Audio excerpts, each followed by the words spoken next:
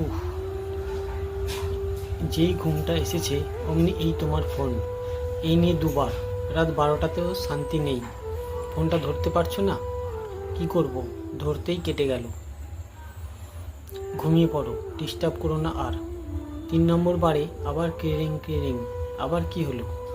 Phone ধরেছি কিন্তু কোনো কথা বলছে না। বাইরে গিয়ে দুটো গাল দিয়ে সুইচ অফ করে শুয়ে পড়ো। বাইরে এসে সুমন হ্যালো করতেই নারী কণ্ঠ। কি, ঘুম ভাঙিয়ে দিলাম তো? কি করব বলো, আমার যে একটুও ঘুম আসছে না। কি, আপনার ঘুম আসছে না? তা আমি কি করব? এভাবে আপনি বলো না, এই তো সেদিনের কথা। বড় জোর বছর 12 হবে, সব ভুলে গেলে? তুমি পিছিয়ে গেলে, আমার বিয়ে হয়ে গেল।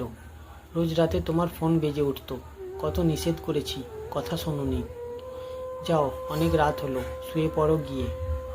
কাল রাতে আবার ফোন করব, দেখো চিনতে পারো কিনা। বিছানা এসে নিঃশব্দে শুয়ে পড়ল সুমন। এই শীতের রাতেও সে দরদর করে ঘামছে কেন? উফ, যেই ঘুমটা এসেছে অমনি এই তোমার ফোন। এই নিয়ে দুবার, রাত 12টাতেও শান্তি নেই। ফোনটা ধরতে পারছো না, কি করব? ধরতেই কেটে গেল।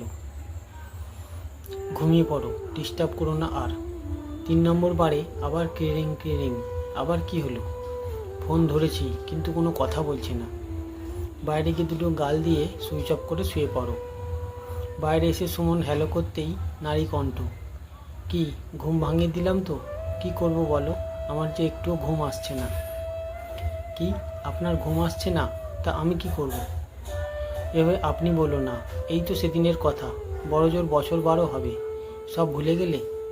তুমি পিছিয়ে গেলে, আমার বিয়ে হয়ে গেল। রোজ রাতে তোমার ফোন বেজে উঠতো, কত নিষেধ করেছি, কথা শোনোনি। যাও, অনেক রাত হলো, শুয়ে পড়ো গিয়ে। কাল রাতে আবার ফোন করব, দেখো চিনতে পারো কিনা। বিছানা এসে নিঃশব্দে শুয়ে পড়ল সুমন। এই শীতের রাতেও সে দরদর করে ঘামছে কেন?